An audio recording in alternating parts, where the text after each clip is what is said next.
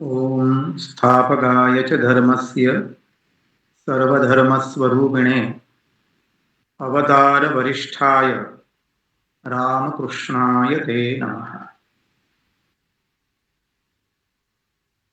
आप सब यहाँ पर जो भक्त मंडली एकत्रित हुई है, समवेत हुई है शारदाई नारी जागरण मंच पर, आप सबको हमारे हृदयपूर्वक के जय राम कृष्ण।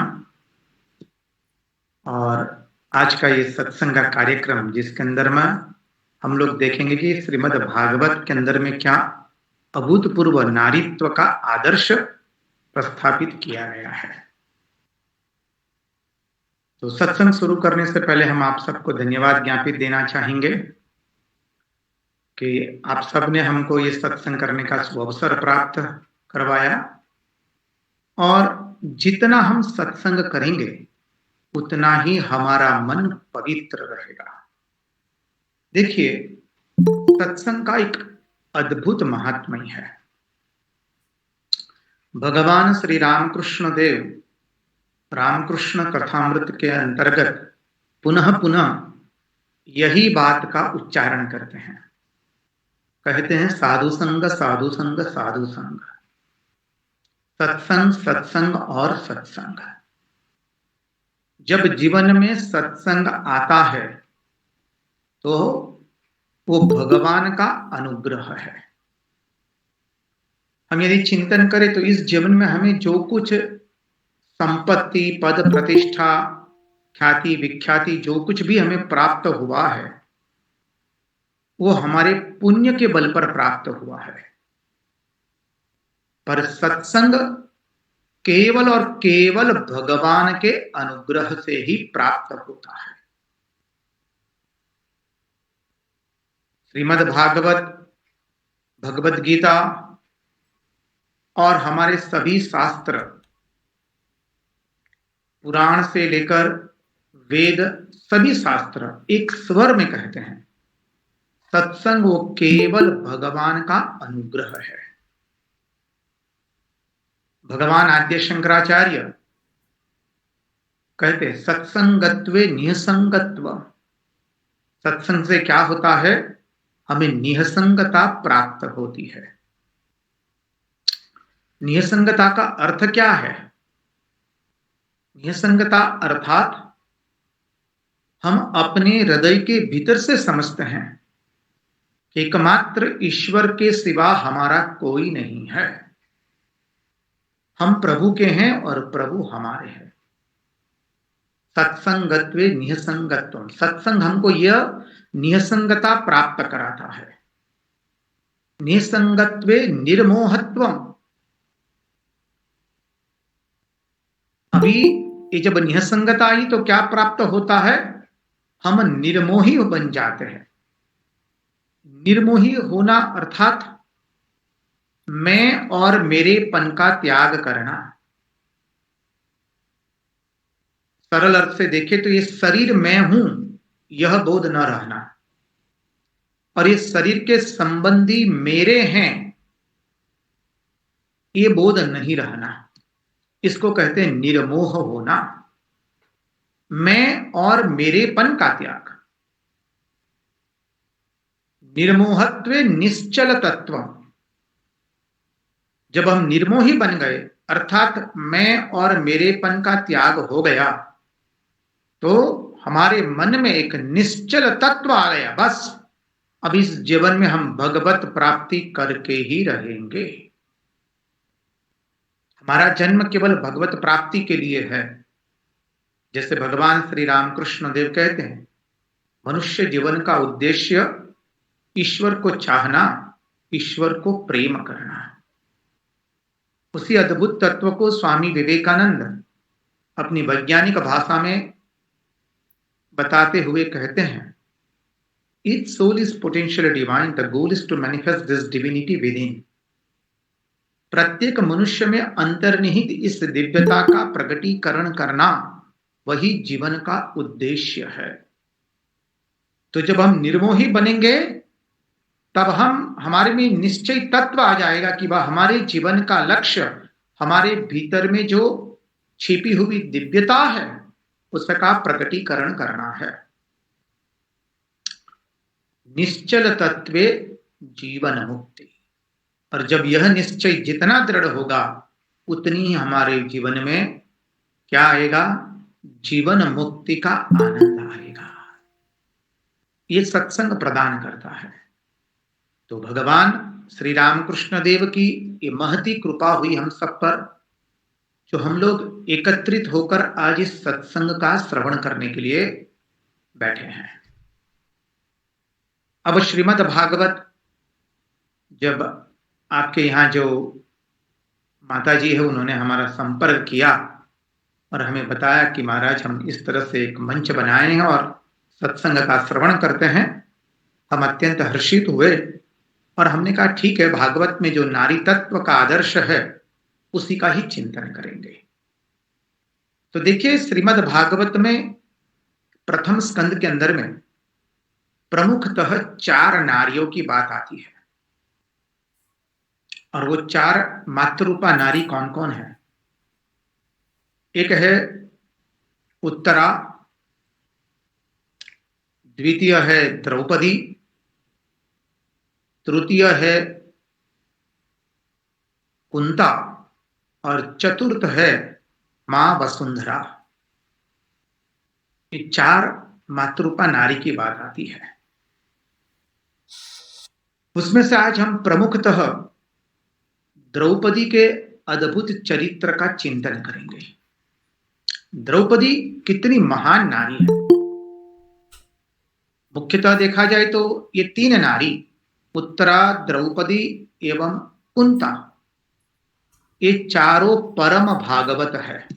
ये सामान्य नारी नहीं है, ये परम भागवत है।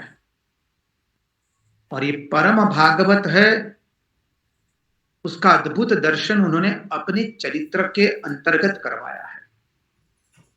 आज उसका हम चिंतन करने का प्रयास करेंगे। देखिए महाभारत का युद्ध उसकी पूर्णता की ओर अग्रसर हो रहा है। भीम ने दुर्योधन को मार दिया है। सरोवर के किनारे दुर्योधन अपनी अंतिम श्वासें गिन रहा है।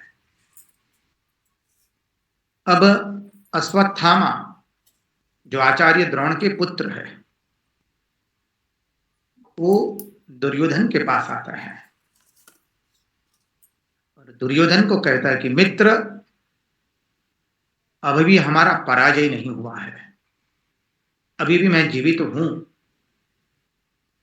दुर्योधन कहता है कि मैंने अपना पराजय स्वीकार नहीं किया है। और दुर्योधन मिट्टी से अश्वत्थामा के कपाल पर राज तिलक करता है और कहता है जाओ, तुम अब सर सेनापति हो, तुम जाकर युद्ध करो। और अश्वत्थामा जानता है कि वो पांडवों को कभी पराजित नहीं कर पाएगा, इसलिए अश्वत्थामा अभी कूटनीति का प्रयोग करता है। अश्वत्थामा को मालूम है संध्या होने के पश्चात युद्ध नहीं होता है। हालांकि महाभारत युद्ध में अभी सभी नियमों का अतिक्रम हो चुका है। अश्वत्थामा, उसे ज्ञात है कि रात्रि में पांडव किस तंबू में शयन करते हैं। अश्वत्थामा खड्ग लेकर के आया है, वेश परिवर्तित करके आया है, रात्रि के अंधकार में पांडवों के तंबू में प्रवेश करता है। यहां पांडवों के साथ सब समय भगवान मधुसूदन श्री कृष्ण है और भगवान की आज्ञा में पांडु लोग रहते हैं। 5 पांडव, द्रौपदी। भगवान ने आज आज्ञा की है पांडवों को और द्रौपदी को कि तुम 5 पांडव द्रौपदी के सहित आज तुम्हारे तंबू में शयन नहीं करोगे। आज हमने तुम्हारे शयन के लिए भिन्न व्यवस्था की है। पांडव कहते प्रभु आपकी जैसी आज्ञा होगी वैसा ही करेंगे। पांडव आज दूसरे तंबू में शयन करने गए द्रौपदी के साथ। यहां अश्वत्थामा घोर रात्रि में खड्ग लेकर प्रवेश करता है और 5 पांडवों को देखा, शयन किए एक साथ में, और खड्ग से उसने 5 पांडव के धड़ अलग कर दिए, यह सोचकर कि ये 5 पांडव है। उसने यही सोचा, हालांकि वो 5 पांडव नहीं थे, वो 5 पांडव के 5 पुत्र थे। अब वो थे 18-19 वर्ष के। अब जब 18-19 वर्ष का कोई पुत्र होता है तो वो पिता के तुल्य ही लगता है, और रात्रि के अंधकार में शयन कर रहे हैं, इसलिए अश्वत्थामा को लगा कि ये 5 पांडव ही है। उसने 5 पांडव पुत्र के धड़ अलग कर दिए और वो लेकर आ गया दुर्योधन के पास। दुर्योधन को कहता है, मित्र लो, मैं 5 पांडव के धड़ लेकर के आया हूं। दुर्योधन को शंका गई, ये संभव नहीं है, 5 पांडव के धड़ अलग करना।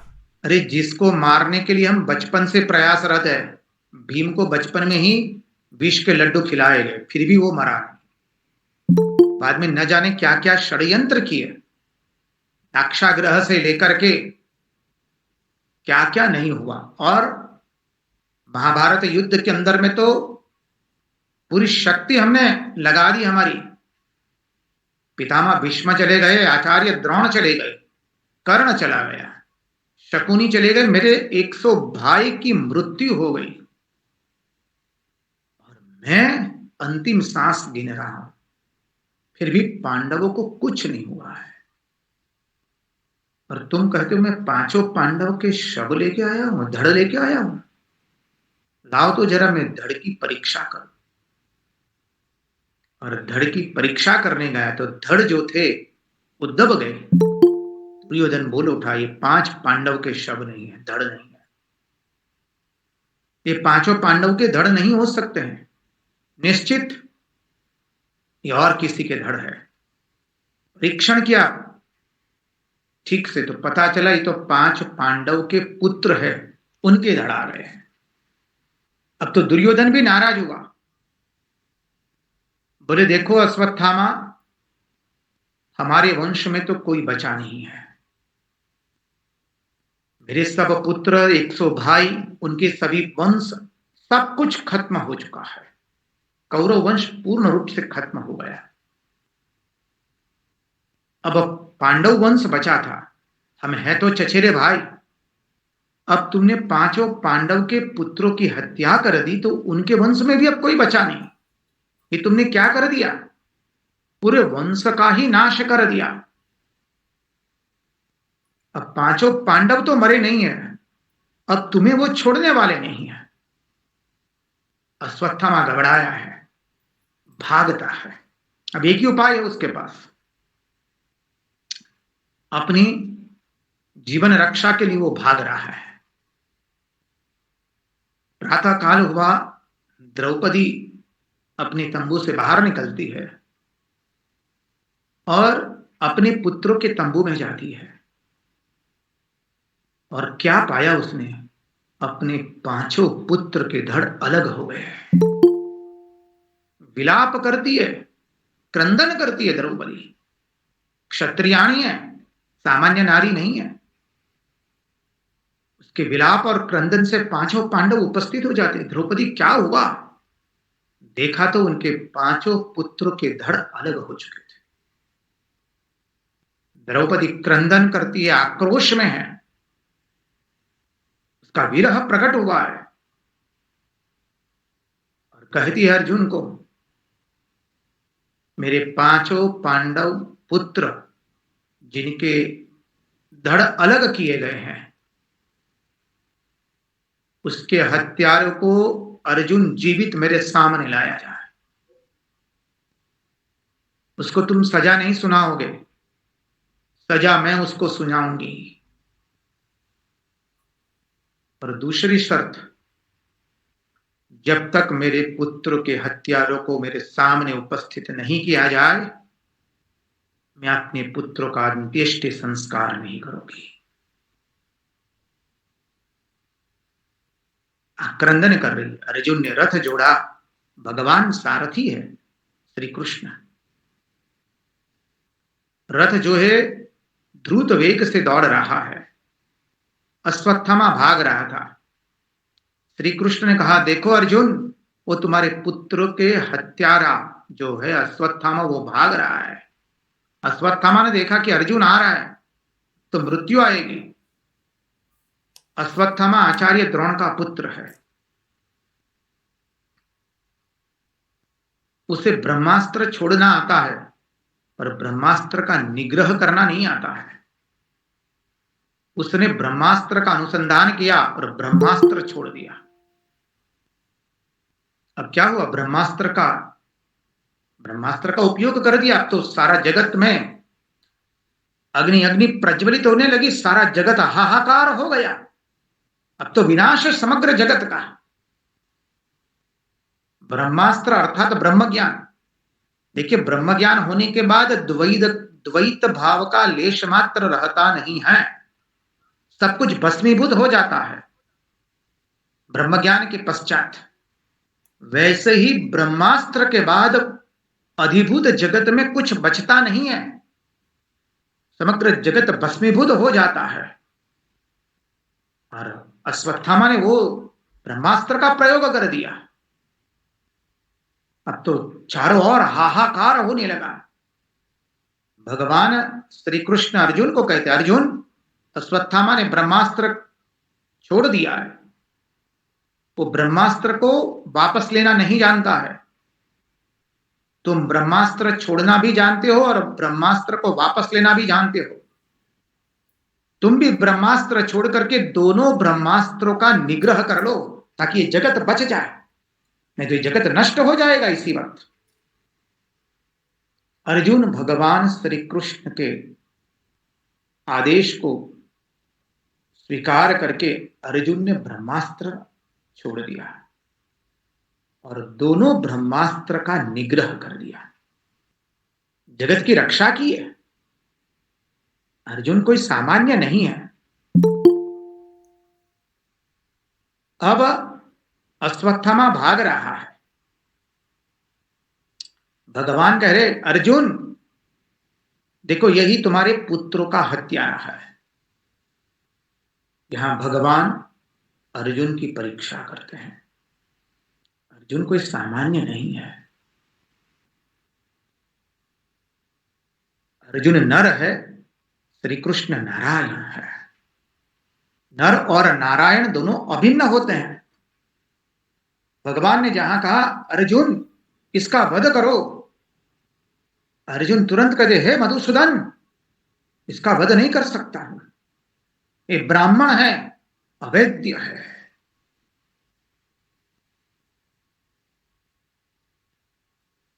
अर्जुन ने अश्वत्थामा को पकड़ लिया है। रथ में जोत करके उसको द्रौपदी के सामने प्रस्तुत कर दिया। अब देखिए, द्रौपदी की महत्ता यहां पर प्रकट होती है। धर्म किसे कहते हैं?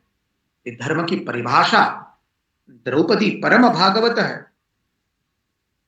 अपने जीवन से बताती है, अपने चरित्र से बताती है। जहां द्रौपदी के सामने अश्वत्थामा को प्रस्तुत किया, द्रौपदी देखती है कि अश्वत्थामा बधे हुए आया है।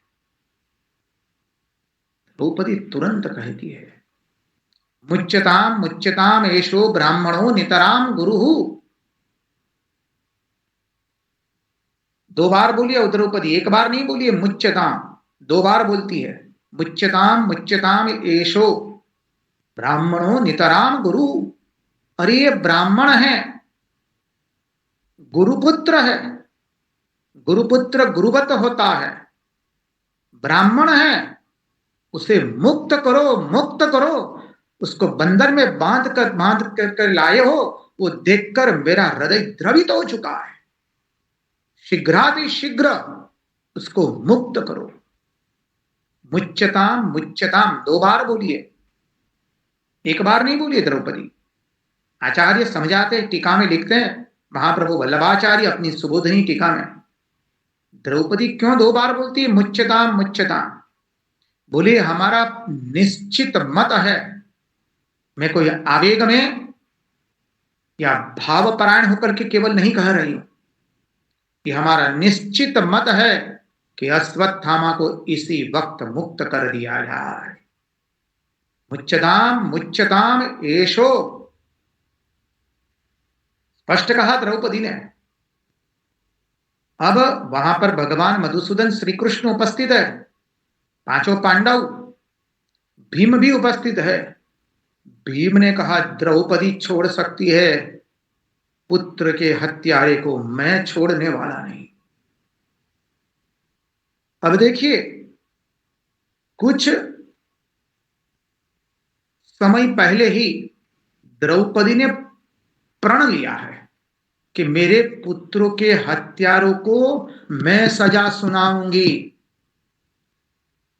और उसको जीवित मेरे सामने लाया जाए। जब तक वो जीवित नहीं आएगा तब तक मैं मेरे पुत्रों का अंत्येष्टि संस्कार नहीं करूंगी, स्पष्ट कहा है उसने। इतने प्रतिशोध की आग में जल रही थी द्रौपदी, और जहां उसने पुत्रों के हत्यारे को देखा है, ये क्या बोल रही है द्रौपदी? कह रही है उसको मुक्त कर दो, मुक्त कर दो। पूरे वंश का नाश जिसने कर दिया अश्वत्थामा ने, और वो 5 पुत्र, देखिए जब द्रौपदी ने देखा था कि उसके 5 पुत्र मर चुके, द्रौपदी श्री कृष्ण के चरण में कल्पांत कर रही है और कह रही है अरे मेरे पुत्रों की क्या गति होगी, क्योंकि वो क्षत्रिय है। क्षत्रिय होते हुए भी वो युद्ध भूमि में मारे नहीं गए हैं। यदि युद्ध करते करते वो मर जाते तो उनको वीरगति प्राप्त होती, वो वीरगति को प्राप्त होते, लेकिन ये तो युद्ध करते करते नहीं मृत्यु ग्रसित हुए हैं,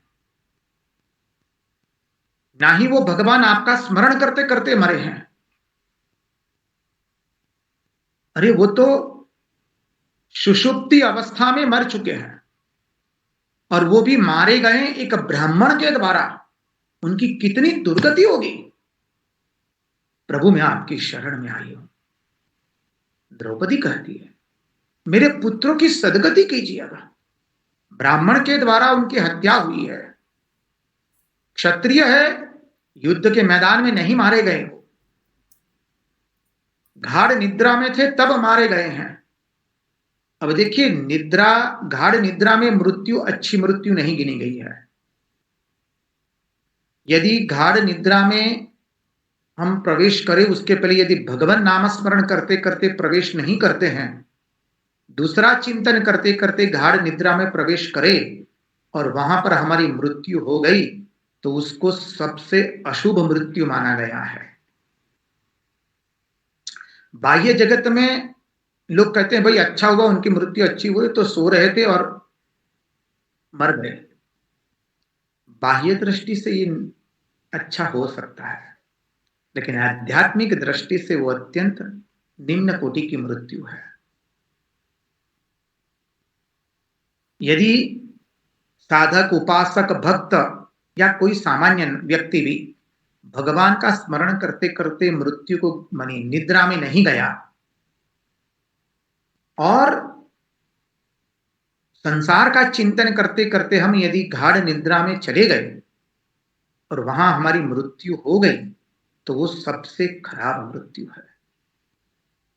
श्रेष्ठ मृत्यु तो वही है, चाहे कितनी भी शरीर की यातना हो हमको, लेकिन यदि हम भगवान नाम स्मरण करते करते हमारी मृत्यु हो जाए, उसके जैसी कोई मृत्यु नहीं है।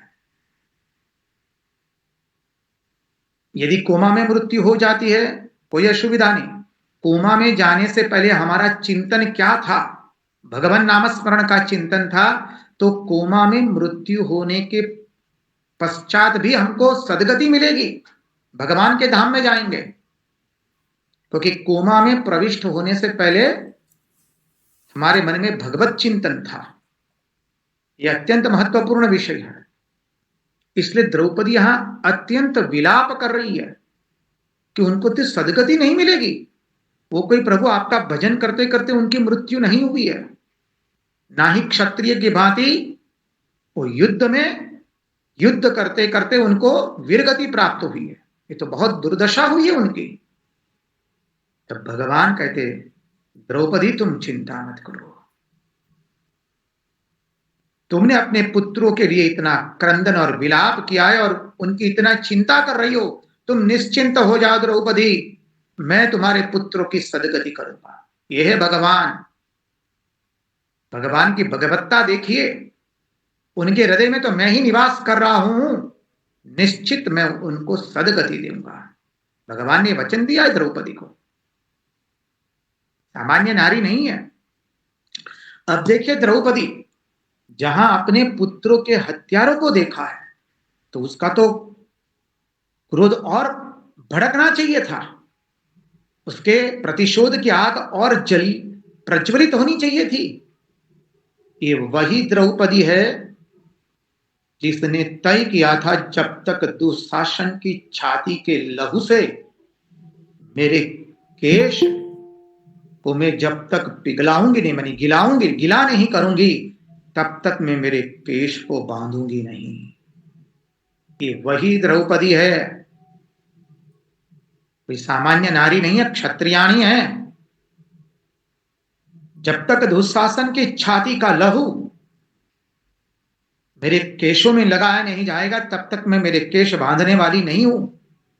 और वही भीम है जिसने प्रण लिया है, जब तक दुशासन की छाती का लहू नहीं पीऊंगा, तब तक मैं अपने पूर्वजों को मुख नहीं दिखाऊंगा।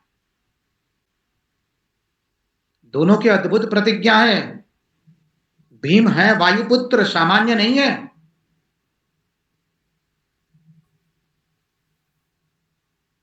और द्रौपदी अग्नि से प्रकट हुई है, कोई सामान्य नारी नहीं है।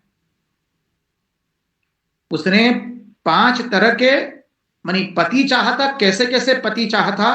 जो धर्माचरण में पारंगत हो, जो अत्यंत बलशाली हो, जो अत्यंत तपस्वी हो और उनको कोई पराजित न कर सके, वो अजेय हो, अजीत हो, और जिसमें सत्य आचरण हो, वीर हो। ऐसे 5 वरदान मांगे थे। तो एक व्यक्ति में 5 वरदान नहीं हो सकते हैं, इसलिए उनको 5 पति पांडव के रूप में प्राप्त हुए हैं। द्रौपदी कोई पुरुष और नारी से प्रकट नहीं हुई है, अग्नि से प्रकट हुई है। उसका तेज है अपना, और श्री कृष्ण को अपना सर्वस्व मानती है। श्री कृष्ण को अपना सखा के रूप में भजती है। अब देखिए, जो श्री कृष्ण की भजना करती है, जो अग्नि से प्रकट हुई है, जो परम भागवत है, अपने जीवन से धर्म बता रही है। अपने पुत्रों को, हत्यारे को, अपने पुत्रों की जिसने हत्या की है, उसको देखते ही कहती है, उसको मुक्त कर दो, मुक्त कर दो। वही द्रौपदी। उतना ही नहीं, द्रौपदी मानी पूरे पांडवों का वंश नाश हो चुका है, सामान्य बात नहीं है ये। यद्यपि इतना बड़ा हत्यारा है। अब देखिए, अश्वत्थामा, द्रौपदी ने उसके पर कृपा की है। कृपा इसलिए नहीं की कि वो ब्राह्मण है, जी ना, केवल वो कृपा का अधिकारी नहीं है। अश्वत्थामा जो क्षत्रियों की इस तरह से हत्या करे, वो कृपा का अधिकारी नहीं है। ना ही उसने ब्राह्मणोचित कृत्य किया है। अश्वत्थामा में एक भी ऐसा गुण नहीं है जिसके ऊपर कृपा की जाए। ये तो द्रौपदी की महत्ता है। उसने कृपा अपनी ओर से बहाई है। याद रखिए, कृपा अपनी ओर से होती है, दूसरे की ओर से नहीं होती है। अर्जुन को कहा तुम्हें शर्म नहीं आती है? गुरुपुत्र गुरुवत होता है, उसको तुम बांध करके लाए हो, उसको मुक्त कर दो, मुक्त करो इसी वक्त। मुच्यताम मुच्यताम एशो ब्राह्मणो नितराम गुरु।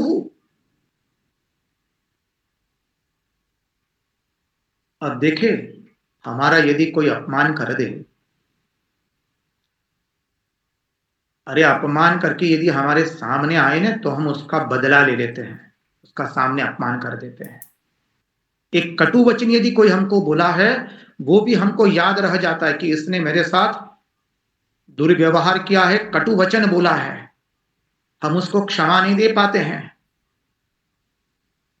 यहां तो पूरे 5 पुत्र के हत्यारे को क्षमा कर रही है द्रौपदी। अपने वंश का नाश करने वाले को, और वो भी अभी अभी, जबकि वही द्रौपदी ने प्रण लिया है, प्रतिज्ञा ली है, सजा मैं सुनाऊंगी। माने कितनी कपरी सजा सुनाने वाली थी वो।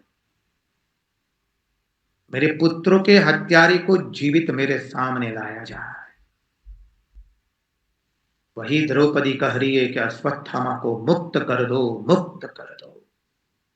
और क्या कहती है? अरे मेरे 5 पति अभी जीवित है, अरे इसकी मां का चिंतन करो। उसकी मां ने तो अपने पति को खो दिया है। वो मातृरूपा नारी अब किसके सहारे अपने जीवन को व्यापित करेगी? यदि उसके पुत्र को भी हम मृत्यु दंड दे देते हैं, तो वो बेचारी किसके सहारे अपना जीवन व्यतीत करेगी? मेरे 5 पुत्र मर गए, मेरे वंश का नाश हो गया, तो क्या हुआ? मेरे 5 पति अभी जीवित है,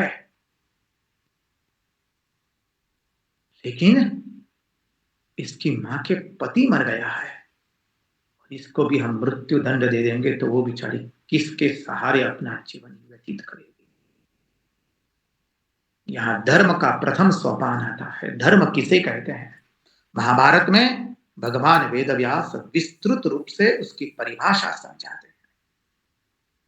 परिभाषा के अनेक सोपान है। प्रथम सोपान है, जो व्यवहार हमारे साथ किया किसी ने, और उस व्यवहार से हमारे मन को दुख पहुंचा है, कष्ट पहुंचा है, वह व्यवहार हम दूसरों के साथ न करें।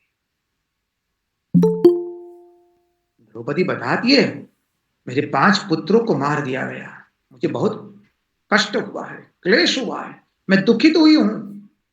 यदि मैं भी इसके साथ यही व्यवहार करता हूं, मेरे पुत्र के हत्यारे के साथ, तो उसकी मां किसके सहारे जिएगी? धर्म का प्रथम सोपान धर्म बता रही है द्रौपदी अपने जीवन से। इसलिए कह रही है, अर्जुन इसको मुक्त करो, मुक्त करो, मुक्त करो।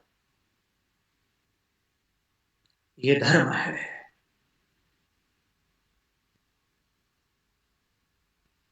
अब जब भगवान श्री कृष्ण ने ये बात सुनी, भगवान श्री कृष्ण कहते, साधो साधो। धर्मराज युधिष्ठिर बोले, साधो साधो। चारों पांडव, अर्जुन सह नकुल और सहदेव भी बोले, साधो साधो। लेकिन भीम कहते, ना, कदापि नहीं। द्रौपदी उसे क्षमा कर सकती है, मैं क्षमा करने वाला नहीं हूं। भीम मारने दौड़ते हैं, उसकी हत्या करने के लिए। यहां द्रौपदी दौड़ती है अश्वत्थामा को बचाने के लिए। देखिए, एक और भीम दौड़ रहा है अश्वत्थामा को मारने के लिए, एक और द्रौपदी दौड़ रही है। और यही द्रौपदी देखिए क्यों परम भागवत है। वो दुर्योधन को भी दुर्योधन नहीं कहती, वो सुयोधन कहती है। परम भागवत वैसे वैसे नहीं है, अद्भुत है द्रौपदी का पात्र। कोई हमें कटु वचन कह जाए तो हम क्षमा नहीं कर सकते, उसको याद रखते हैं। यहां पूरे वंश का नाश कर दिया है कुछ क्षण पहले, और उस हत्यारे को द्रौपदी मुक्त कर रही है। कैसे मुक्त कर रही है? कृपा अपनी ओर से होती है, अन्य की ओर से कृपा नहीं होती है। देखिए, वाल्मीकि रामायण में सुंदर प्रसंग आता है। जब हनुमान जी महाराज मां जानकी जी के पास आए हैं, प्रभु श्री राम ने रावण का वध कर दिया और प्रभु हनुमान जी महाराज को अशोक वाटिका में भेजते और कहते हैं, जाओ माता जानकी जी को ससम्मान पूर्वक ले आओ। हनुमान जी महाराज हर्षित हो गए, अशोक वाटिका में जाते हैं। मां जानकी जी को कहा, प्रभु की जय हो, जय श्री राम, हमारे प्रभु की जय हो। प्रभु ने रावण का वध कर दिया है। मां, हम सब आपको लेने के लिए आए, अब ससम्मान चलिए। अब हनुमान जी महाराज माता जानकी जी को कहते हैं, मां, मैंने देखा है अपनी नेत्रों से, ये राक्षसियां जो है यहां पर, उन्होंने आपको बहुत कष्ट दिया है। मां का कष्ट हमसे देखा नहीं गया है, क्या कष्ट दिया है आपको? बाप हमें आज्ञा दे, हम इसी वक्त इस राक्षसियों को सबको कुचल देंगे यहीं पर। हनुमान जी महाराज ने मां को प्रार्थना की है और मां जानकी, अद्भुत प्रसंग है ये वाल्मीकि रामायण। मां जानकी जी मंद मंद मुस्कुराते हुए हनुमान जी को कह रहे, बेटा हनुमंत सुनो, एक प्रसंग में सुनाती हूं। और सुंदर प्रसंग सुनाया है व्याघ्र एवं रीछ का।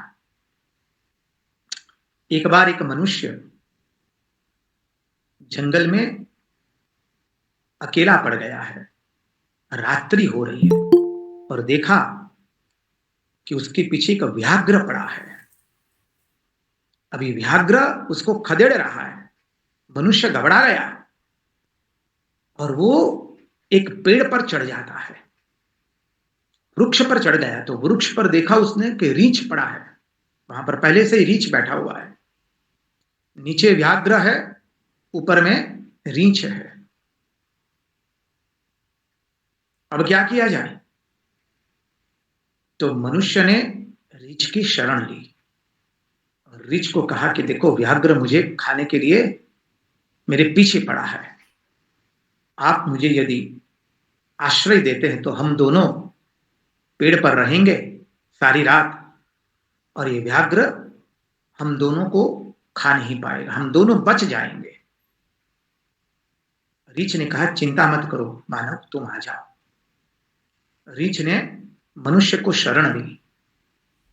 अब व्याघ्र जो है नीचे देख रहा है ये सब। रीछ ने कहा मनुष्य को, हम दोनों ऐसा करते हैं, पहले तुम मेरी गोदी में सर रख करके सो जाओ। मनुष्य को कहा रीछ ने, और आधी रात तुम जागरण करो, आधी रात में मैं जागरण करूंगा। अर्थात मनुष्य, तुम पहले मेरी गोदी में सिर रख करके शयन करो, आधी रात होते ही मैं तुम्हें उठा दूंगा, बाद में तुम्हारी गोद में मैं सिर रख करके शयन करूंगा, तो हम दोनों सारी रात जागेंगे, तो व्याघ्र कुछ कर नहीं पाएगा। मनुष्य ने स्वीकार किया। मनुष्य रीछ की गोदी में सर रख करके सो गया। अभी व्याघ्र रीछ को कह रहा है, व्याघ्र और रीछ का संवाद है ये। व्याघ्र रीछ को कह रहा है, देखिए मनुष्य बहुत खराब प्राणी है, उसके पर विश्वास मत कर तुम। अभी भी समय देखो, वो शयन कर रहा है, तुम उसको धकेल दो, मैं खा जाऊंगा उसको और तुम्हें छोड़ दूंगा। रीछ कहता है, ना, वो मेरी शरण में आया है, मैं उसे किसी भी कीमत पर नहीं धकेलूंगा। रीछ ने नहीं धकेला। आधी रात हुई, रीछ ने मनुष्य को उठाया। अब रीछ मनुष्य की गोदी में सर रख करके सो रहा है। अब व्याघ्र मनुष्य को कहता है, देख, यदि तू रीछ को धकेल देगा तो मैं रीछ को खा जाऊंगा और तुम्हें छोड़ दूंगा। तुम तय कर लो तुम्हें क्या करना है, तुम बच जाओगे। मनुष्य ने सोचा, बात सही है, मैं बच जाऊंगा। मनुष्य ने धीरे से रीछ को धक्का दिया और रीछ नीचे गिरा। नीचे गिरते गिरते उसने डाली पकड़ ली। अचानक उसकी नेत्र खुल गए, डाली पकड़ ली और वो फिर वृक्ष पर चढ़ गया। अभी व्याघ्र रीछ को कह रहा है, देख रीछ, मैंने तुमको पहले ही बताया था, मनुष्य विश्वास करने लायक प्राणी नहीं है, दगाखोर है, वो विश्वासघाती है। अब तो तुम समझ गए हो, अब मनुष्य को नीचे गिरा दो और मुझे अर्पण कर दो, बस मैं तुम्हें छोड़ दूंगा। रीछ अभी बहुत सुंदर कहता है, नहीं व्याघ्र, मैं मनुष्य को धक्का मार करके नीचे नहीं गिराऊंगा। ऐसा कौन मनुष्य है जिसमें कोई दुर्गुण नहीं होता है? दुर्गुण तो सब में है, लेकिन उसके दुर्गुण देख करके क्या उसके साथ हम अनुचित व्यवहार करें? कभी कदापि नहीं। अब माता जानकी हनुमान जी को कह रही है, हनुमंत सुनो बेटा, ये राक्षसियों का तो स्वभाव ऐसा है। वो बेचारी क्या करे, वो तो रावण के अधीन थी, रावण ने जैसा कहा ऐसा उन्होंने किया। अरे अब जब उनको पता चला कि रावण नहीं रहा, तो वो अभी हमारी सेवा में हमारी सराहना करेगी। अरे मैं तो कहती हूं उन सबको ले चलो अयोध्या, हम उनको अयोध्या के दर्शन करवाएंगे और प्रभु श्री राम के दर्शन कराएंगे। सभी राक्षसनियों को ले चलो। अद्भुत प्रसंग है व्याघ्र और रीछ का। माता जानकी जी ने हनुमान जी को सुनाया। यहां पर यही बात आती है द्रौपदी के चरित्र में। द्रौपदी कहती है, क्या अद्भुत कहती है, अरे ऐसा कौन मनुष्य, कौन सा मनुष्य है जिसमें कोई दुर्बलता न हो, जिसमें कोई दुर्गुण न हो, लेकिन केवल उसके दुर्गुण को देख करके हम उसके साथ अनुचित व्यवहार करेंगे तो दुर्गुण को बढ़ावा देना होगा। अरे कृपा तो हमारी ओर से बही जाती है, बस उसको मुक्त करो अश्वत्थामा को। कृपा तो स्वयं की ओर से बहती है, दूसरे की ओर से कृपा नहीं होती है। यहां द्रौपदी ने समझाया और अभी भीम दौड़ रहे हैं अश्वत्थामा को मारने के लिए, यहां द्रौपदी दौड़ रही है अश्वत्थामा को मुक्त करने के लिए, और भगवान ने अपना चतुर्भुज रूप प्रकट कर दिया। अब देखिए द्रौपदी के इस अद्भुत चरित्र से उसके 6 अद्भुत सद्गुण प्रकट होते हैं। भागवत ने बहुत सुंदर चिंतन किया है। परम भागवत नारी है, सामान्य नारी नहीं है द्रौपदी। पहला लक्षण आता है द्रौपदी धर्मपरायण है। धर्म किसे कहते हैं? इसी को धर्म कहते हैं। मेरे साथ जो दुर्व्यवहार हुआ उससे मुझे दुख हुआ है, वो व्यवहार मैं दूसरों के साथ न करूं। पहला सोपान धर्मपरायण। फिर न्याय, न्याय दे रही है। न्याय क्या कर रही है? अरे उसकी मां किसके सहारे जिएगी, न्याय किया है। दूसरा न्याय किया है कि ब्राह्मण है, अवैध है, भले उसने कितना भी खराब कृत्य किया हो। इसलिए द्रौपदी न्यायपरायण है, धर्मपरायण है। तीसरा निष्कपट है द्रौपदी। उसमें यदि कपट होता तो अश्वत्थामा को वो छोड़ने वाली नहीं थी। उसमें यदि कपट होता तो कपट करके भी अश्वत्थामा को वो मृत्यु दंड दे सकती थी। उसके पास सब सामर्थ्य है, धर्म उसके पक्ष में था, न्याय भी उसके पक्ष में था, उसके अश्वत्थामा को मृत्यु देने के लिए, मृत्यु दंड की सजा देने के लिए। लेकिन देखिए उसकी निष्कपटता, बोले नहीं मुक्त करो, मैं अश्वत्थामा को बधे हुए देख नहीं सकती हूं, स्पष्ट कहा।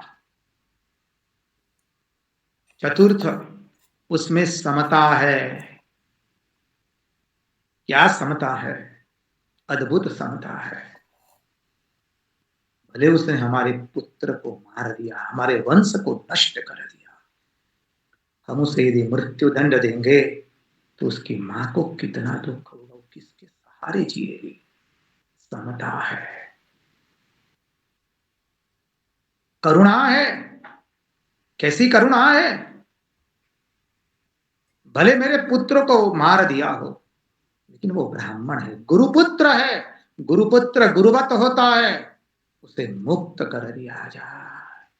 करुणा हुई और उदारता, क्या अद्भुत उदार है। देखिए द्रौपदी का अद्भुत हृदय है, कितनी उदार भाव है। अरे छोड़ दो उसे, मुक्त कर दो। तो धर्मपरायण, न्यायपरायण, करुणा, समता, उदारता एवं निष्कपटता, ये 6 सद्गुण द्रौपदी में प्रकट हुए हैं। इसलिए द्रौपदी परम भागवत है। देखिए, अभी हमारे मानी सत्संग के विराम करने का समय हुआ है। संक्षिप्त में हम बता दें, श्रीमद् भागवत में और एक भागवत नारी का अद्भुत चरित्र आता है, उत्तरा।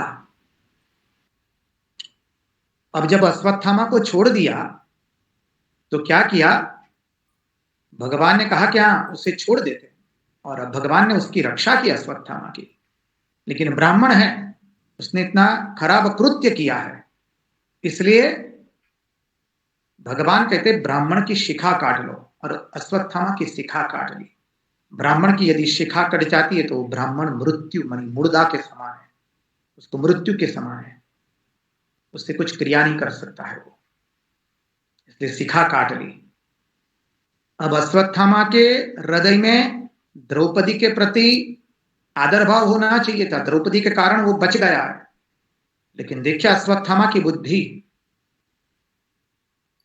उसके अंदर में और प्रतिशोध की आग जली, और उसने उत्तरा के पेट में ब्रह्मास्त्र चला दिया। अब उत्तरा के पेट में बालक है, अभी तक जन्म नहीं हुआ है, अभी वो पांडवों का आखिरी वंश है। और उत्तरा को पता चला, उत्तरा दौड़ती है और भगवान के शरण में आती है, और उत्तरा कहती है तुम अश्वत्थामा का जो करना है करो, हमें उस अश्वत्थामा की ओर वो देखती तक नहीं है, अश्वत्थामा की ओर वो देखती तक नहीं है। वो एक ही दुहार लगाती, मैं आपकी शरण में आई हूं श्री कृष्ण, मेरे पुत्र की रक्षा करो। अद्भुत दुहार लगाई है उत्तरा ने। उत्तरा अपने पुत्र की रक्षा चाहती है, द्रौपदी अपने वंश की रक्षा चाहती है, और कुंती अपने मोहपाश को काटना चाहती है। ये 3 भागवत नारी, परम भागवत नारी है। और चतुर्थ नारी है पृथ्वी। कभी बाकी की 3 नारियों का विगत रूप से कभी समय मिला भविष्य में तो चिंतन करने का प्रयास करेंगे। इसलिए आज द्रौपदी के पात्र को हमने लिया, अद्भुत परम भागवत द्रौपदी। और देखिए उसने अपने जीवन से धर्म, न्याय, करुणा, समता, उदारता और निष्कपटता प्रकट की है। यह अद्भुत नारीत्व का आदर्श। इसलिए द्रौपदी दुर्योधन को भी सुयोधन कहती है, वो दुर्योधन नहीं कहती है। ऐसा अद्भुत चिंतन है परम भागवत द्रौपदी का। आज उन्हीं की वाणी, उन्हीं के चरणों में समर्पित करते हुए भगवान से प्रार्थना करते हैं, प्रभु हमारे मन की मति, गति और रति आपके चरणों में बनी रहे। कृष्ण कन्हैया लाल की जय। भगवान श्री राम कृष्ण देव की जय। ओम शांति शांति शांति। हरि ओम तत्सत। श्री राम कृष्णार्पणमस्तु। सबको जय राम कृष्ण। जय राम। महाराज जी प्रणाम। जय राम कृष्ण। प्रणाम महाराज जी, मुझे एक प्रश्न ये आ रहा था, जैसे आपने कहा ना कि हर एक मनुष्य में उनके निर्गुण होते हैं, उनमें हर एक में एक ऐसा अच्छा व्यवहार भी होता है और बुरा व्यवहार भी होता है, और हम अपने चरित्र को और हम अपने आप को अच्छे से जानते भी हैं कि ये हमारे अंदर ये सारे निर्गुण हैं। जैसे आपने कहा कि क्यों क्या उसको उसका निर्गुण जानते हुए क्या उसके ऊपर अत्याचार करें, तो उन्होंने आंसर दिया नहीं। उनको मतलब राम और हनुमान जी का जो वार्तालाप चल रहा था, तो राम जी ने कहा कि नहीं, उन्हें ऐसे उनको किसी भी तरीके का हानि नहीं पहुंचाना।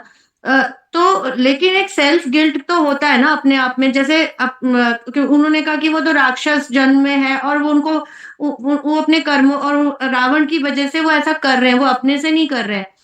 तो ऐसा कहते हैं ना कि हम लोग जो भी करते हैं सब ठाकुर की इच्छा से ही हो रहा है, चाहे वो हमारा निर्गुण हो, चाहे वो हमारा सुगुण हो, सुबुद्धि से काम कर। तो लेकिन खुद को जो पता होता है कि हाँ हमने ये गलतियां करी हैं अपने जीवन काल में, तो हमें गिल्ट भी होता है तो हम अपने आप को पनिशमेंट भी देते हैं, तो क्या वो सही होता है करना?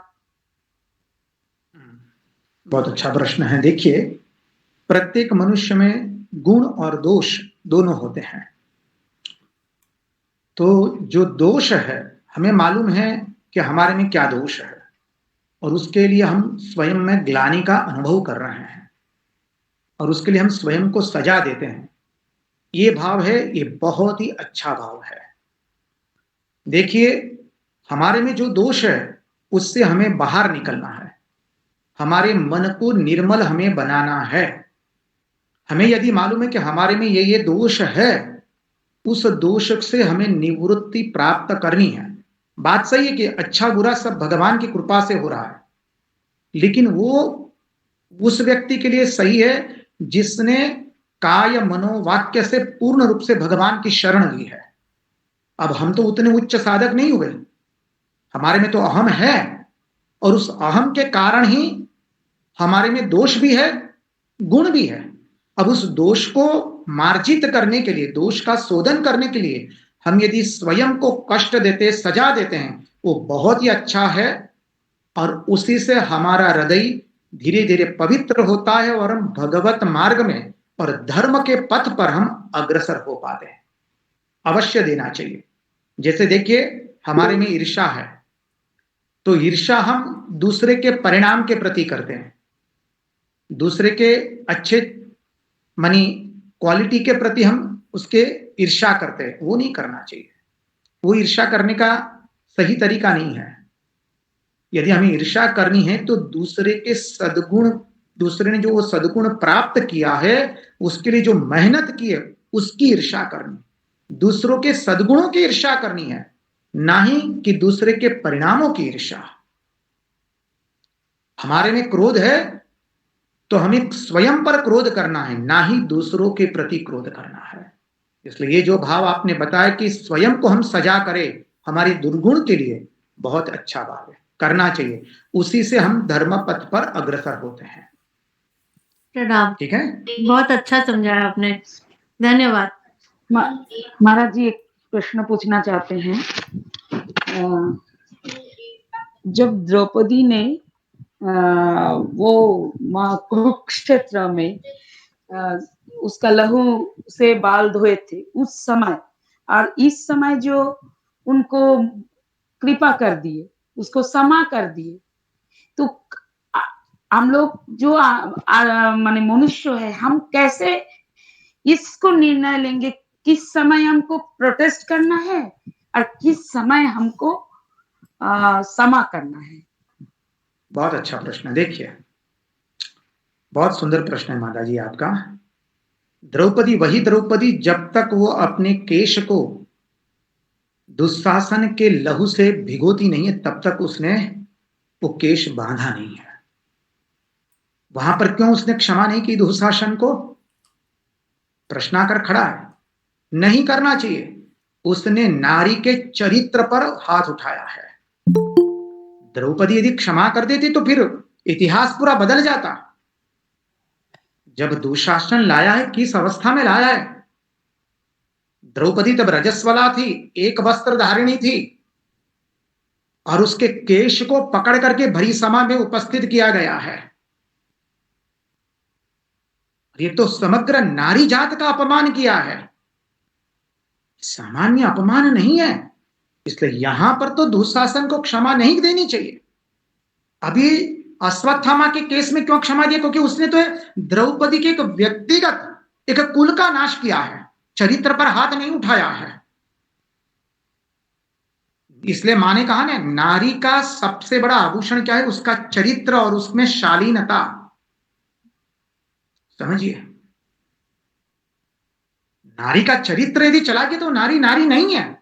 इसलिए हमें अन्यथा रूप से मतलब, आप सब लोग मातृरूपा नारी है, सबको वंदन करते हैं, लेकिन आजकल जो जिस तरह से चल रहा है, हम तो जगत से बहुत इतने जानकारी नहीं रखते हैं, लेकिन आजकल जो चलचित्रों में और सब जगह समाज में चल रहा है, आज की नारी की दुर्दशा देखिए।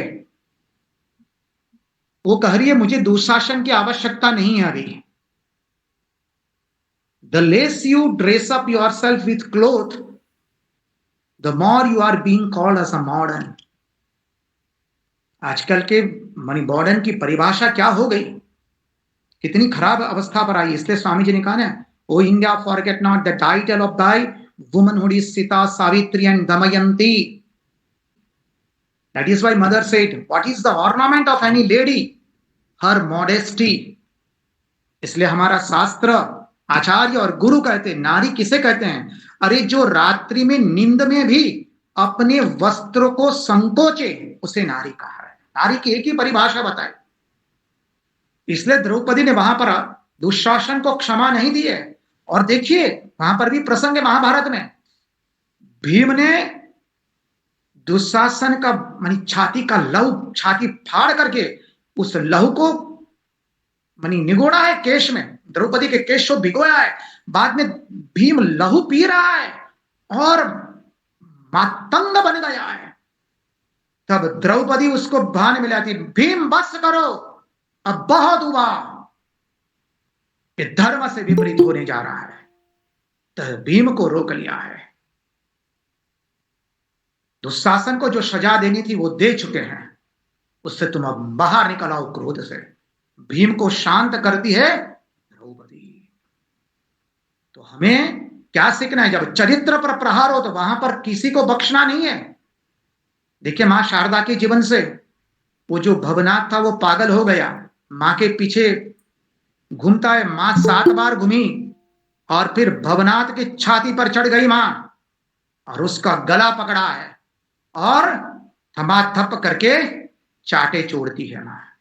ये बताया है, चरित्र पर हमला हुआ है वहां पर। इसलिए हमें ध्यान में रखना है, जब चरित्र पर हमला हो उसको फिर बख्शा नहीं जाता है।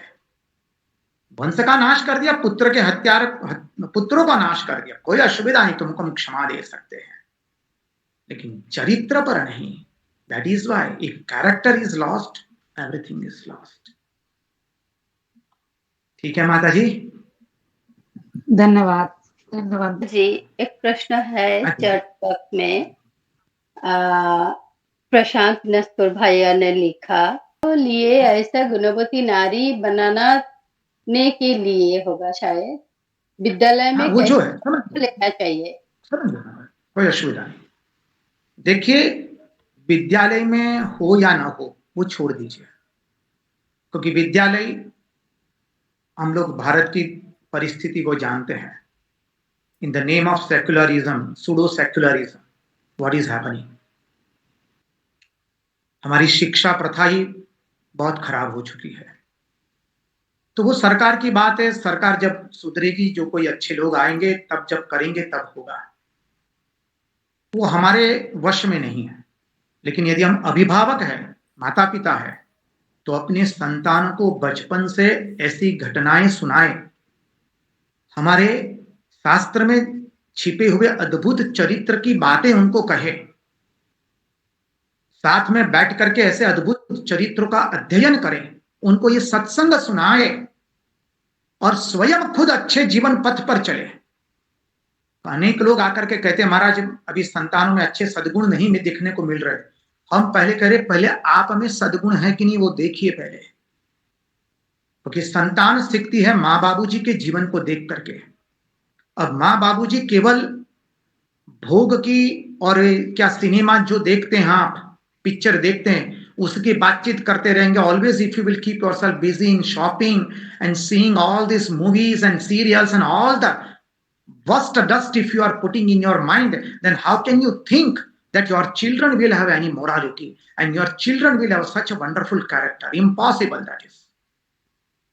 इसलिए देखिए महापुरुष महाराज के पास स्वामी शिवानंद जी महाराज, जो श्री रामकृष्ण देव के अंतरंग सन्यासी शिष्य थे, उनके पास एक माता पिता आए हैं संतान को लेकर और कह रहे, महाराज आशीर्वाद दे ताकि हमारे संतान में अच्छा चरित्र बने संतान का। महापुरुष महाराज कह रहे, पहले आप अच्छे बनिए। बात सही है, आपने अभिभावक के रूप से शायद ये प्रश्न ना पूछा हो, एक सामान्य नागरिक के रूप में पूछा हो, तो भी आपके संसर्ग में जो आए उनको ये अद्भुत चरित्रों की बात बताए। क्योंकि देखिए संतान को बचपन से संस्कार दिया जाता है और जो माता पिता संतान को बचपन से संस्कार नहीं देते वो माता पिता अत्यंत निम्न कोटि के माता पिता है। भागवत में 3 प्रकार के माता पिता बताए हैं, श्रेष्ठ, मध्यम और निम्न कोटि के। निम्न कोटि के माता पिता संतान को बचपन से कोई संस्कार देते नहीं है। बोले नहीं मेरे बच्चे को अभी ये छोटी उम्र में कुछ नहीं सिखाने का, ये कुछ भी नहीं है, धर्म भी नहीं, कुछ भी नहीं, उसको मजा करने दो, ये करने दो। बस आपने खुद बरगद का पेड़ बोया है और चाहते हैं कि आम निकले, कभी होने वाला नहीं है। हमने तो अधिकांश घटनाओं में देखा है बच्चे खराब होते, उसमें 95% माँ बाबूजी का दोष होता है। वो ना खुद अच्छे माता पिता बन पाए, ना माता पिता ने बचपन से बच्चों को कोई अच्छे संस्कार दिए। अब बच्चा एक बार 15 साल का हो गया, फिर वो आपके वश में रहने वाला नहीं है। बच्चे को 5 साल की उम्र में से अनुशासन किया जाता है, उसके ऊपर में, और 5 से लेकर 15 वर्ष की आयु तक उसको संस्कार और अनुशासन में रखा जाता है। जब माँ बाबूजी ये नहीं करते, यू कांट एक्सपेक्ट। और आजकल समाज में यही हो रहा है। तो माता पिता का अधिक फॉल्ट है। तो निम्न कोटि के माता पिता वह है जो संतान को केवल संपत्ति देते हैं, एज अ पैट्रिमोनी, पैतृक संपत्ति के रूप में। See, we have given you bungalow, we have given you car, we have given you all enjoyments. That is called lowest degree, money, worst parents. मध्यम कक्षा के माता पिता कौन होते हैं? जो बच्चों को, संतान को छोटी उम्र से संस्कृति देते हैं, धर्म देते हैं, आचरण सिखाते हैं, बड़ों के साथ कैसे व्यवहार करना है, अनुशासन करते कम उम्र से, और स्वयं का जीवन ऐसे बनाते हैं जो बच्चों को सिखा रहे वही पहले अपने जीवन में उतारेंगे। वो मध्यम कोटि के माता पिता है। जो संतान को सभ्यता देते हैं, संस्कृति देते हैं, धर्म देते हैं, अनुशासन में रखते हैं 15 वर्ष तक।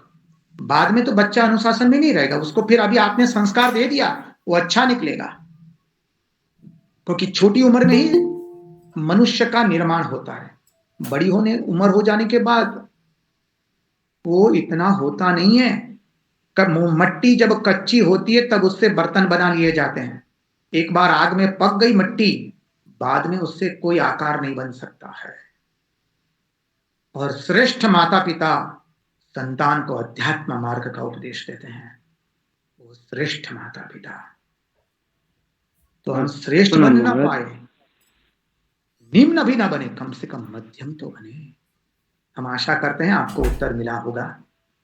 हाँ हाँ महाराज, तो इसी के लिए विद्यालय में माता पिता जो गार्जियन मीटिंग होता है, तो उसमें उनको उन सभी को साथ ऐसे कुछ आलोचना चाहिए, मुझे अनुमान है। हाँ, अवश्य चाहिए, अवश्य चाहिए। ये माता पिता को स्वयं एक मंच बना करके करना होगा। हाँ, ठीक है। गार्जियन मीटिंग जिस टाइम में होता है उस समय में उसके साथ ये आलोचना करना चाहिए। ठीक है महाराज, धन्यवाद, प्रणाम महाराज। पूजनीय महाराज जी को धन्यवाद या कृतज्ञता ज्ञापित करेंगे सिस्टर सुजाता रॉय फ्रॉम जमशेदपुर। शुभ संध्या। श्री श्री ठाकुर माँ एवं स्वामी जी को साष्टांग प्रणाम करती हूँ मैं। इनके आशीर्वाद के कारण हम सभी प्रत्येक सोमवार को डिविनिटी यानी देवत्व समावेश कार्यक्रम में योगदान कर सत्संग कर पाते हैं। हमारे आज के अतिथि है श्रीमान स्वामी गुणेशानंद जी महाराज। महाराज जी, आप मेरा भक्तिपूर्ण प्रणाम स्वीकार करें। उपस्थित सभी श्रोताओं को मेरा नमस्कार एवं हार्दिक शुभकामनाएं। ये मेरा सौभाग्य है कि मुझे शारदा नारी जागरण के तरफ से धन्यवाद ज्ञापन करने का अवसर प्राप्त हुआ। आज की डिविनिटी कार्यक्रम में चर्चा का विषय था भागवत की दृष्टि से नारीत्व का आदर्श। महाराज जी इस विषय पर अपना मूल्यवान विचारों को हमारे सामने रखते। उनका कहना है, भागवत में वर्णित उत्तरा, द्रौपदी, कुंता एवं वसुंधरा ये सभी सामान्य नारी नहीं है, ये परम भागवत है। और आज समय के अभाव के कारण उन्होंने एक ही कैरेक्टर यानी द्रौपदी का आदर्श का चर्चा करते किए हैं और उनका कहना है और इस उनके आदर्श के बारे में बताते हुए उन्होंने अश्वत्थामा द्वारा उनके पुत्र की हत्या की घटना को, द्रौपदी के 5 पुत्र की हत्या की घटना को हमारे सामने प्रस्तुत किए और उसी के आधार पर द्रौपदी की मानसिक स्थिति को विचार करते हुए उनमें जो 6 गुण जो सामने उभर कर आता है उस भयंकर परिस्थिति में भी उन गुणों के बारे में महाराज जी हमें बताता है कि उस भयंकर परिस्थिति में भी हम देखते हैं कि द्रौपदी धर्मपरायण, न्यायपरायण, निष्कपट, समता वाली, करुणामयी एवं उदार है।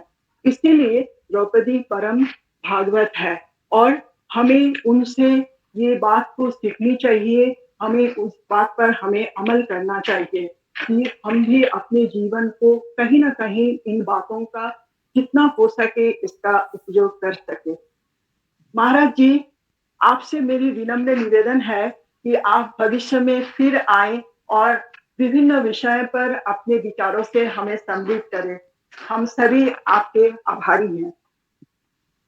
आपके शब्दों ने हमें बहुत प्रेरित किया। हाँ महाराज जी, आपको हमें तो बंगला भाषा नहीं आती है, हमें बंग भाषा नहीं आती है, हम हिंदी या अंग्रेजी में बोल पाते हैं, इसलिए आप जब भी बुलाएंगे हमें सुविधा होगी तो हम अवश्य आएंगे। ये हमारा सौभाग्य रहेगा कि हमें करने का मौका मिलेगा। हम लोग आपकी राह देखेंगे। इस कार्यक्रम में सुचारू रूप से प्रस्तुत करने के लिए मैं सिस्टर केया चौधरी को धन्यवाद देती हूँ और 2 छोटे छोटे बच्चे समृद्धि एवं रिद्धिमा को मेरी हार्दिक शुभकामनाएं, जिन्होंने शांति मंत्र एवं प्रणाम मंत्र प्रस्तुत किया। मैं सिस्टर सुष्मिता को अग्रिम धन्यवाद देना चाहती हूँ जो समाप्ति संगीत परिवेशन करेंगी। अंत में उपस्थित सभी से मेरा अनुरोध है कि आप सभी इस तरह कार्यक्रम में योगदान करके शारदा नारी जागरण का उद्देश्य को सफल करें। ठाकुर माँ से प्रार्थना है कि उनकी कृपा हमारे ऊपर सदा बनी रहे, हम सबके जीवन मंगलमय हो। महाराज जी, फिर से आपको एक बार प्रणाम करती हूँ और आशा रखती हूँ कि आप फिर हमारे बीच में आए। जय ठाकुर, जय माँ, जय शांति। हम लोग आज का देवोत्तर समावेश की अंतिम भाग में आ गई। एक कृष्ण जी का श्लोक सुनाएंगे और ठाकुर माँ शाबे जी को निवेदन करेंगे सिस्टर सुष्मिता दास फ्रॉम मुंबई।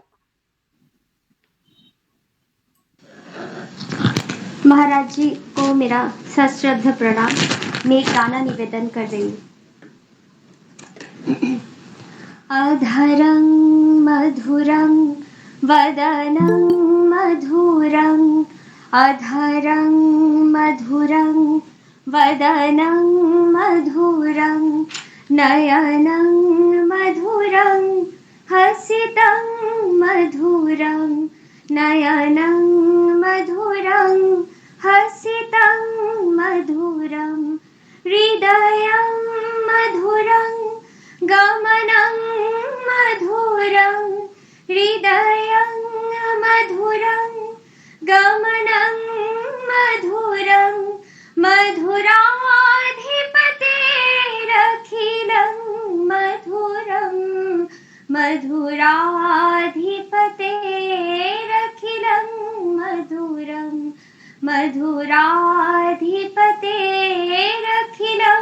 मधुरं, वचनं मधुरं चरितं मधुरं, वचनं मधुरं चरितं मधुरं, वसनं मधुरं वलितं मधुरं, वसनं मधुरं वलितं मधुरं, चलितं मधुरं भ्रमितं मधुरं, चलितं मधुरं भ्रमितं मधुरं, मधुराधिपते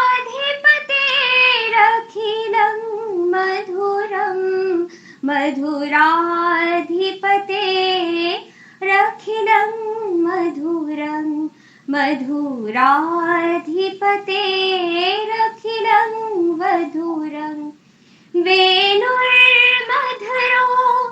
रेणुर्मधुरः पाणिर्मधुरा पादो मधुरा वेणुर्मधुरो रेणुर्मधुरः पाणिर्मधुरा पादो मधुरा नित्यं मधुरं सख्यं मधुरं नित्यं मधुरं सख्यं मधुरं मधुराधिपतेरखिलं मधुरं मधुराधिपतेरखिलं मधुरं मधुराधिपतेरखिलं मधुरं गीतं मधुरं पीतं मधुरं भुक्तं मधुरं सुप्तं मधुरं रूपं मधुरं तिलकं मधुरं रूपं मधुरं तिलकं मधुरं मधुराधिपतेरखिलं मधुरं मधुराधिपतेरखिलं मधुरं मधुराधिपतेरखिलं मधुरं करणं मधुरं तरणं मधुरं करणं मधुरं तरणं मधुरं हरणं मधुरं रमणं मधुरं हरणं मधुरं रमणं मधुरं वमितं मधुरं शमितं मधुरं वमितं मधुरं शमितं मधुरं मधुराधिपतेरखिलं मधुरं मधुराधिपतेरखिलं मधुरं मधुराधिपतेरखिलं मधुरं गुञ्जा मधुरा माला मधुरा गुञ्जा मधुरा माला मधुरा यमुना मधुरा वीची मधुरा यमुना मधुरा वीची मधुरा सलिलं मधुरं कमलं मधुरं सलिलं मधुरं कमलं मधुरं मधुराधिपतेरखिलं मधुरं मधुराधिपतेरखिलं मधुरं मधुराधिपतेरखिलं मधुरं गोपी मधुरा लीला मधुरा युक्तं मधुरं मुक्तं मधुरं गोपी मधुरा लीला मधुरा युक्तं मधुरं मुक्तं मधुरं दृष्टं मधुरं शिष्टं मधुरं दृष्टं मधुरं शिष्टं मधुरं मधुराधिपतेरखिलं मधुरं मधुराधिपतेरखिलं मधुरं मधुराधिपतेरखिलं मधुरं गोपा मधुरा गावो मधुरा यष्टे